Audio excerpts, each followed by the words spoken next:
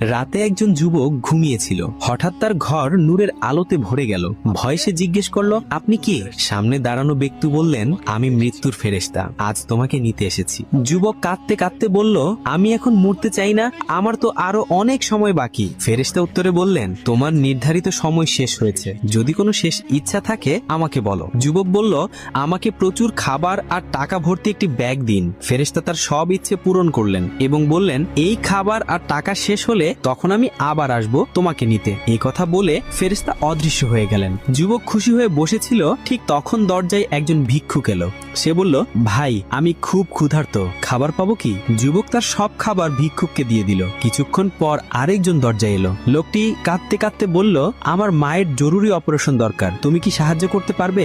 যুবক তার পুরো টাকা ভর্তি ব্যাগটিও লোকটির হাতে তুলে দিল। সবকিছু দিয়ে ফেলার পর সে ভাবলো, এখন তো আর কিছুই নেই, মৃত্যুর ফেরেশতা নিশ্চয়ই আবার আসবেন।